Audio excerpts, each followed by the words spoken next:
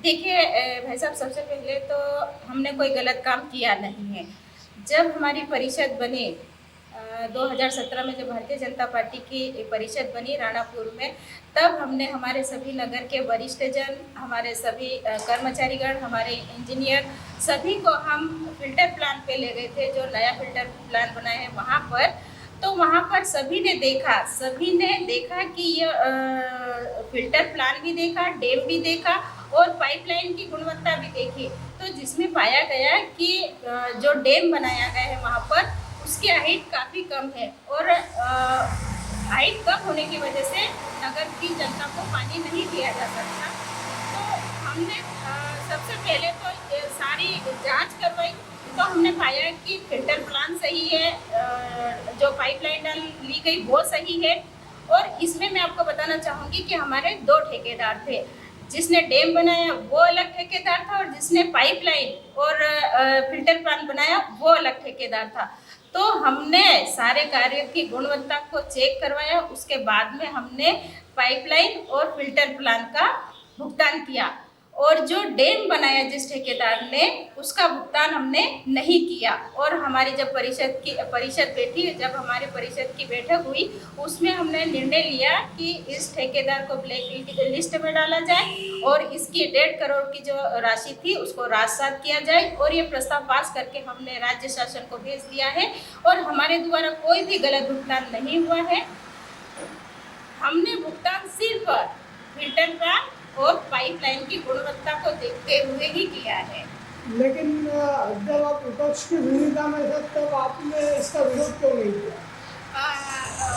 विरोध किया हमने भैया, कैसे बात कर रहे थे, हम विपक्ष में थे और विरोध नहीं किया। हमने पूरा विरोध किया इस चीज़ का कि जब हमारे भारतीय जनता पार्टी के जो जिला अध्यक्ष थे आदरणीय दौलत भावसर जी, उनके नेतृत्व में हमने बस स्टैंड पर धरना दिया, आंदोलन किया हमने कि आपने गलत स्थान चयनित किया है और जनता को इससे नुकसान होगा। हमने आंदोलन किया, विरोध भी किया इस विषय को लेकर। राणापुर के इतिहास में कभी ऐसा नहीं हुआ कि मौसागर सूख गया। 2018 की बात करें तो उस टाइम पहली बार मौसागर सूखा था और ये हमारे राणापुर के लिए सबसे गंभीर, बल्कि हमारे लिए सबसे बड़ी समस्या थी। पर हमने इस समस्या को भांपते हुए हमारे कर्मचारियों से राय ली, हमारे वाटर सप्लाई के जो कर्मचारी हैं उनसे राय ली और उन्होंने हमने मौसागर से पानी छुड़वाया, तो वो 2 महीने तक चला।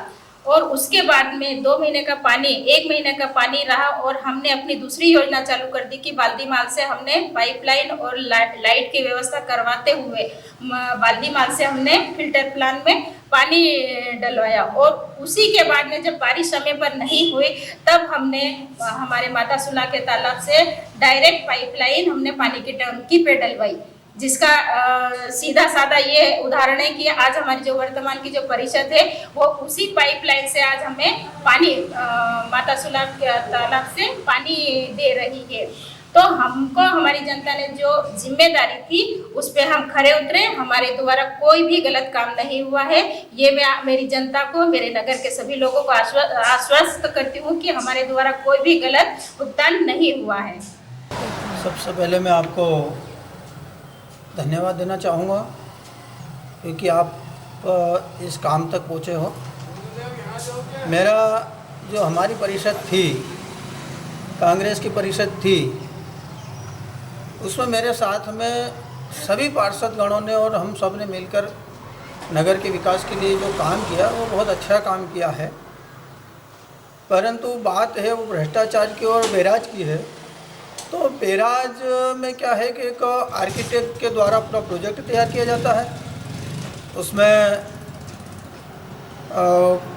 टेक्निकल सारे अधिकारी उसको वेरीफाई करते हैं, उसके बाद में उस काम का अंजाम तक पहुंचाने का काम हमारा काम है। हमारा सिर्फ उसकी देख रेख करना और ये हम नॉन टेक्निकल हैं, बाकी टेक्निकल लोगों का काम है। अब छोटे बड़े की बात है वो तो आर्किटेक्ट ही बता सकता है कि छोटा है कि बड़ा है।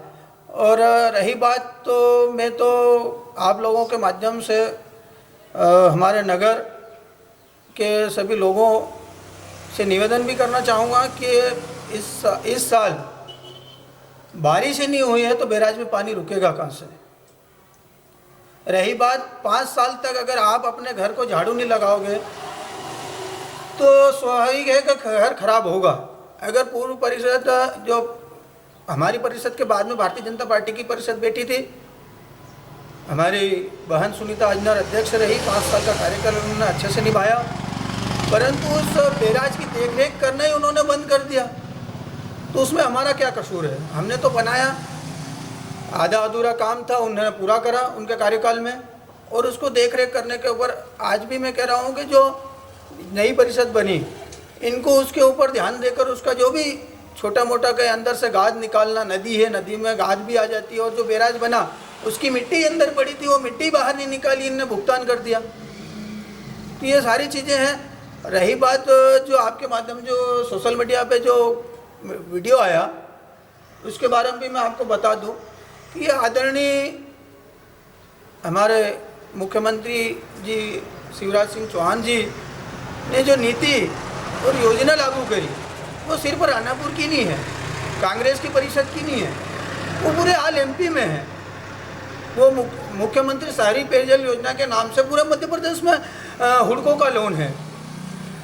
इसके बाद में आपके माध्यम से जो मामला उजागर करा, आपने जो उसकी देखरेख करी, उसमें आप अलीराजपुर देखो, उदयगढ़ देखो, बाबरा देखो, झाबुआ देखो, मेघनगर देखो, थानला देखो, पेटलावत देखो, पूरे मध्य प्रदेश में देखो, सारी योजनाएं मुख्यमंत्री पेयजल योजना के नाम से हैं, और वो सारी योजना लोन के माध्यम से चल रही है।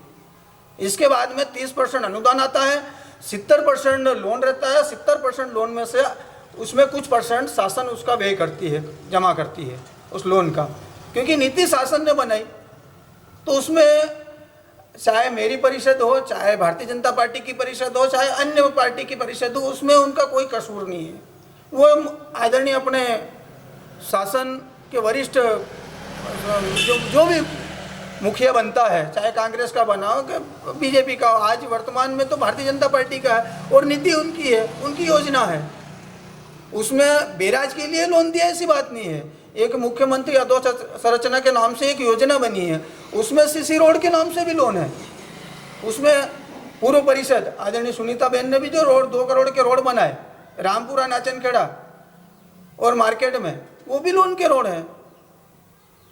उसमें मेरा क्या कसूर है? वो तो शासन ने नीति ऐसी बना दी, शासन की ऐसी योजना शासन ने बना दी, तो उसमें चाहे इनके जाने पे तो और दूसरा आएगा, उसको भी लोन लेना पड़ेगा ना।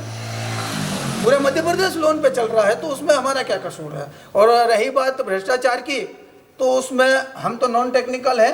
इसके बाद में अगर उसकी हाइट, ऊंचाई या पाइपलाइन के बारे में जानना चाहे, तो जो ऑलरेडी बुकलेट बनी हुई है, उसमें जो आर्किटेक्ट है उनके नंबर वगैरह, उसकी फर्म वगैरह, एड्रेस है, उनके पास जाके उनके बारे में जानकारी ले लेंगे। भाई ये 7,000 लोगों का बना हुआ है कि 25,000 लोगों का बना हुआ है, वो बता देंगे, और ऑलरेडी रिकॉर्ड पे है वो। उसमें भ्रष्टाचार हुआ या नहीं हुआ, वो तो वही बता पाएंगे ना।